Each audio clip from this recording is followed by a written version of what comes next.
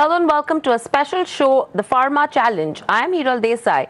Now, Lupin is the top gainer on the index 2 days in a row. And what a time to get the management to understand why the market is lapping up the stock at a time that the business outlook for drug makers like Lupin are at its worst in recent times. Joining us on the show is Chief Financial Officer Ramesh Swaminathan. Thank you for speaking to BTVi, Ramesh. In fact, let's talk about business first. Firstly, as we know that Vigamox is something for which you've got the approval. What's the kind of market size that you are looking to address out of this? How big is the opportunity? And will Vigamox actually be a niche opportunity for a Lupin? We do see it as a niche opportunity. This is from our Pithampur facility. It's not in the same league as a Glumetza or a Fortimet, but the competition is going to be restricted. It will be the third player. It's a three-player market at the current stage. So we have, in fact, Sandoz and Apotex have also entered the market, and it will be Lupin. And potentially there could be one or two more players. So to the extent there is going to be limited competition. So I would think that it's a mid-level opportunity, so to speak. Right. So as you're mentioning that there is limited competition in terms of where Vigamox is concerned, will we see any price erosion for Vigamox? Price erosion is indeed something which is is worrisome when you speak about the U.S. markets. For the last few years, there has been channel consolidation which has been happening, and even in the current juncture, we are speaking about, in fact, yet another alliance. So we have, in fact, Econ and Express Scripts having an alliance with, in fact, Walgreen Boots Alliance. That they're part of that consortium, so to speak. The price erosion about 3 years ago peaked at around 14–15%, but since then it has been contained to, in fact, single-digit numbers. Even in the current year, we are looking at close to about high single-digit number. It really depends on the molecule, but if you take the portfolio as a whole, it's about 8 to 9%, and it really depends on the company also. So indeed, price erosion is indeed a worrying factor. The other factor is indeed the introduction of GDUFA 2, which speaks about, in fact, expedited timelines for approvals. So they're saying that molecules could get approved in a space of about 8 months. So that could actually act as a double-edged sword because whilst for companies which have a pretty rich pipeline, it could work for us. For those which are not, the fact of the matter is it could be intensifying competition as well. So it is certainly going to be a double-edged sword. In a general sense, however, price erosion, cannot continue like this forever because even these channel partners will have to enter into an alliance with manufacturers who have a record of track record in terms of quality as well as ability to hold the prices over time, and of course supply chain metrics, and that would actually place players like Lupin on a very different footing. Right. You told us in terms of your expectation in terms of price erosion, which is expected in high single digits. But we have other companies who are actually mentioning that we could see price erosion in double digits. According to you, how long do you think will this pricing pressure continue? I was just alluding to that when I said that it cannot continue like this forever because when you speak about from their perspective also, they would actually enter into a long-term partnership only with companies who are capable of actually going over the long haul in terms of quality, in terms of supply chain metrics, etc. Because the last thing that they would like to see is actually a stock-out situation where people are not able to hold in terms of quality standards, or if because of, in fact, the regulatory guidelines they are being hauled up in terms of approvals and the like. For that actually leaves a very few number of players who can actually measure up in terms of metrics, in terms of quality standards and the like. If you look at our own track record at the FDA, it's been it's been pretty good. Of course, there are some murmurs going around, in fact, for Goa and Pithampur and the like, which I do think will not get escalated. So Lupin would certainly be very proud of its track record on the FDA compliance front. Right. We will talk about US FDA concerns as well. But if you could just tell us, will the pricing pressure then persist at least for the next 2 to 3 years? You spoke to us about FY18, but from a 2 to 3 year perspective, do we still see it happening? I would think so. 2017, might be around the single-digit numbers, as I said. But the alliance that I just spoke about, essentially Econdesk and Express Scripts getting into VBAD alliance, could potentially mean that there could be further pressure on prices next year. But it remains to be seen. So yes, higher pressure is expected next year. But how are you, looking to kind of hedge this kind of price erosion? Do you think that launching products with less amount of competition is the only solution to it? How do you plan to hedge it? The most important thing from our perspective, of course, is to look at, in fact, mitigating this volatility in earnings coming on account of, in fact, price erosion. And the way we see this is essentially coming in through more products which are immune to that, which would be potentially more complex generics. And there we're looking at, in fact, complex generics like respiratory products. The entire portfolio could be potentially a little less prone to, in fact, price erosion because of the complexities in terms of manufacture and entering that space itself. As you know, it actually calls for clinical trials. It also could include, in fact, complex injectables of the like that we have got into, and of course the biosimilars portfolio, and of course there's the huge thing about specialty. We have in the past, made our intentions clear about getting into, in fact, the pediatric space as well as the women's space in a small way. We made some beginning with, in fact, in the case of the pediatric space, we entered into that market years ago. We were perhaps pioneers there with Suprax. We did follow up with a couple of other products, Selenia, Locoid, and the like. And in recent times, we got into this into women's health with, in fact, the Methagene product. And we are looking at specialty assets to acquire over time. Right. So specialty assets is something that you are looking to acquire over time. So that's going to be one key focus area. But staying with the U.S. markets, you have government intervention also that is coming in the form of Medicare. You have Fair Drug Prices Act as well. Because of these two, do you think we can see further damage in terms of where the pharma space as a whole is concerned, and particularly Lupin?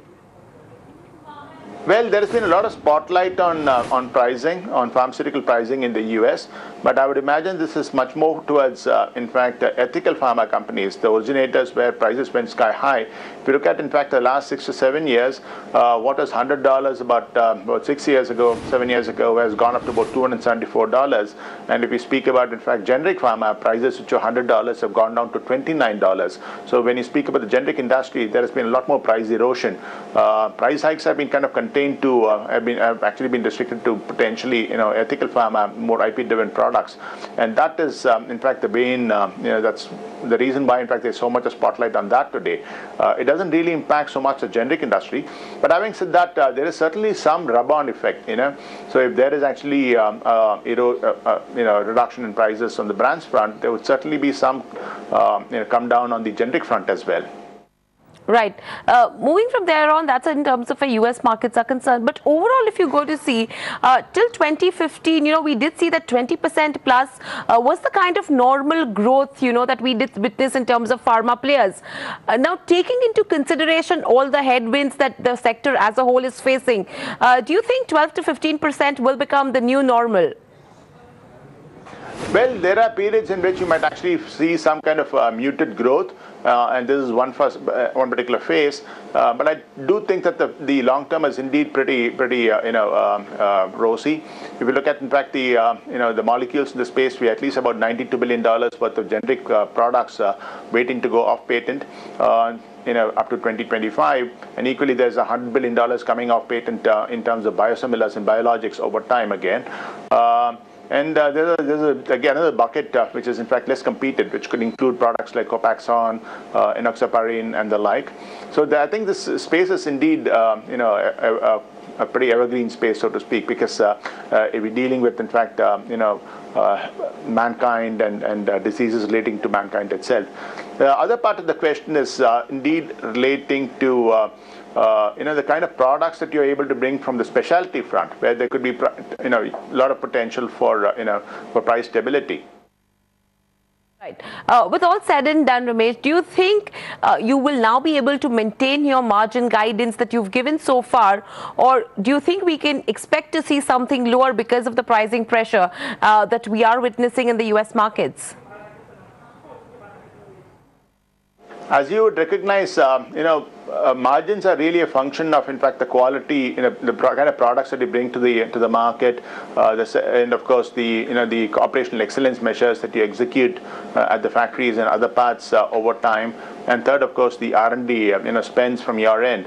Over time we've been able to take up margins from a 14% that it was about 7-8 years ago to a high of 33%, and then we saw it actually coming down to about 27-28%. There are a lot of headwinds in the current juncture, and this includes, in fact, GST and on the India front, and ever increasing list of products on the NLEM front.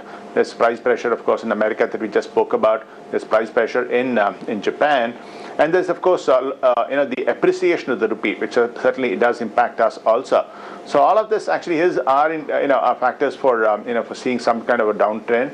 And added to that is, of course, the agony of seeing a couple of those products that we add some heavy degree of exclusivity, Glumetza and Fortimet, which are facing generic competition at this stage. So you would actually find that margins are going to be under pressure for perhaps about a year or two.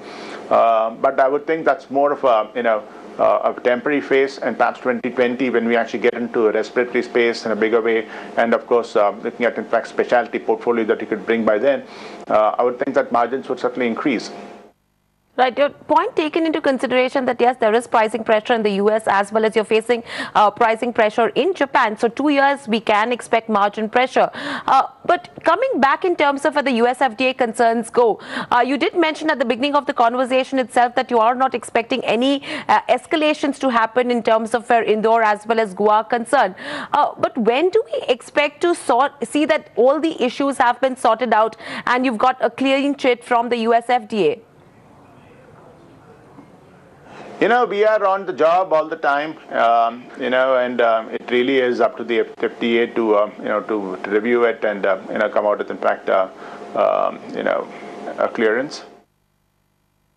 Apart from that, that's all that we spoke in terms of where the US markets go. But if you talk about where the domestic market is concerned, you have now the NLEM expansion, you have the FDA ban that has come in, and now when you talk about the mandatory generic names that need to be written on the prescription, are these going to be major headwinds in the domestic market? And if yes, what's the kind of impact that we can expect for Lupin in the domestic market?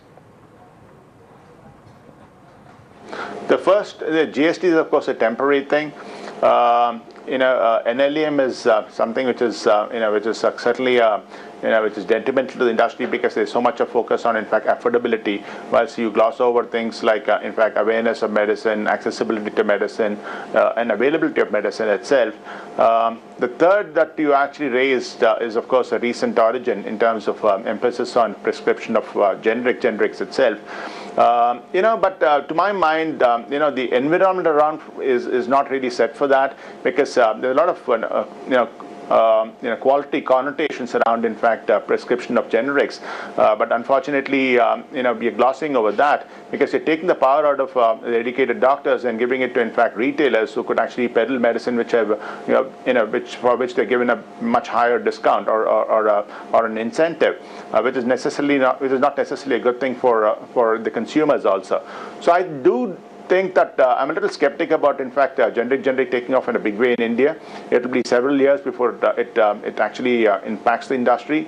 And I think the government would also do well to kind of realize that, because the quality connotations, this being a highly fragmented market, will have to be addressed before we bring in generics into India in a big way. So yes, generics in terms of where the Indian market is concerned is going to be a difficult opportunity to talk about. But over the next 2 years, what's the kind of geographies do you think that will be of big focus area and will present big opportunities for Lupin? Because there was a point in time that you were speaking of Japan as well as a key growth opportunity. Do you think that because of the pricing pressure that you are facing in Japan, your focus will be shifting to other geographies? I think there are opportunities awaiting in every geography that we are present in, which certainly includes, we have the entire pipeline to be brought forward in America, and a whole host of things that you're working for that market again. We've got the specialty forays into the US.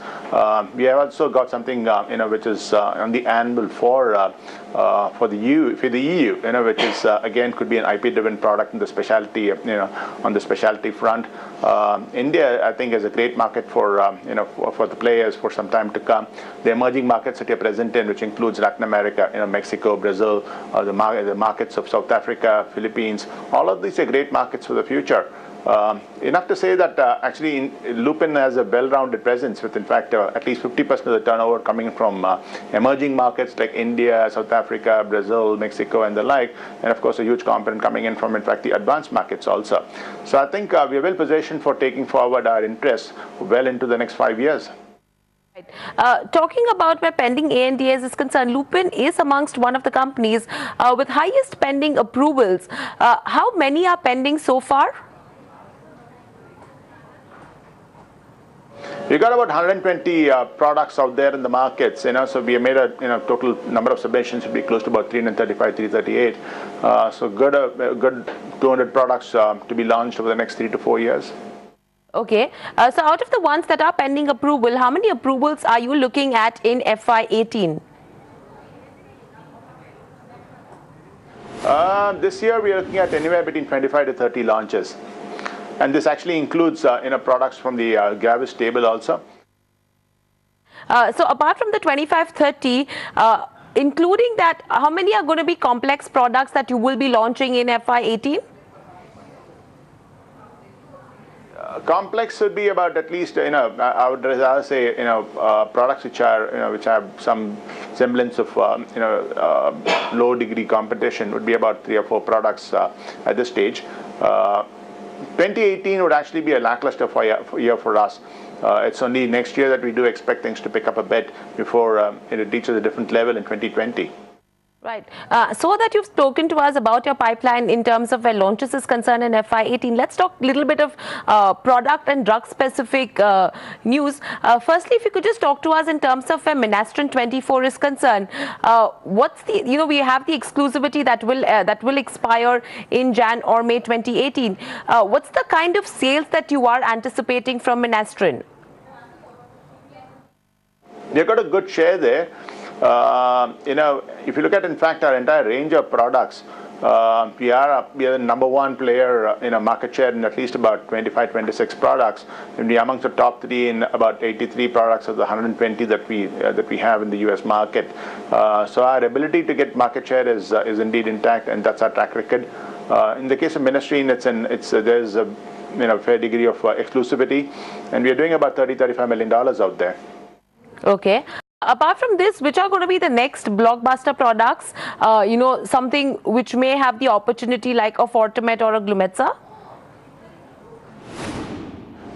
We believe that we would still be amongst the early entrants. Of course, I know that there is already competition which has got approved for one of these products, but we do believe that when we get an approval, it will still be a good opportunity for us. Right. And when do we expect Renleva launch, and what's going to be the market size there? It's going to be a next year product. It's difficult to conjecture at this stage. I know that there is one peer group company which has already got an approval, but we do expect to get into that space perhaps next year. Right. Apart from Minastrine, are even Epzicon as well as Wellbutrin expected to be limited competition products? And if yes, what's going to be the opportunity for a Lupin on that? Epzicom also, in fact, our market share is particularly low, and I do think, given our track record, we have the ability to kind of, ramp up on that. I would say the same thing with Wellbutrin. The current state of affairs is not necessarily where we would like to see ourselves in those two molecules. We do think that there would be opportunity to ramp up there. Right. And in terms of the last product, when do we expect an approval in terms of whether Tamiflu generic is concerned? Unfortunately, what has happened is this is one of those products that actually came from, we had used, in fact, the CRO Semler. But for that, I think we would have got an approval last year itself. So we had to make a resubmission of the particular molecule. But I do expect to get an approval shortly. Right. And lastly, if we can just let us know, do you think out of the entire portfolio that you're present in, you just mentioned the test respiratory, something big that will come up from 2019, 2020 onwards. Do you think inhalers and injectables do offer a big scope for expansion for Lupin, and they will be the key triggers that, one can actually look out for? For sure, respiratory is certainly a very important part of our overall portfolio. We are looking at, in fact, at least 2 DPIs, 3 MDIs, and a couple of nasal sprays. We believe that we've got the best, respiratory, research skills in the industry. We got a dedicated facility in terms of an R&D for this purpose at Florida, well augmented by, in fact, the R&D team in India as well. The team is headed by a Dr. Zong Ming, and we have a lot of specialists that we got from other companies, and they have the potential and the skill sets to be early entrants in the products that we are pursuing. And as you'll be aware, we are into the pursuit of Advair, Seretide, Symbicort, and all of those important molecules in the respiratory space. Right. All right, Ramesh. Thank you for speaking to BTVi and giving us that time and giving us details in terms of how the industry is expected to look at in terms of where price erosion is concerned. Yes, we are expected to see margin pressure, and talking to us in terms of where the key launches and approvals are concerned as well. So that was the management of Lupin talking to BTVi. Now that we've heard the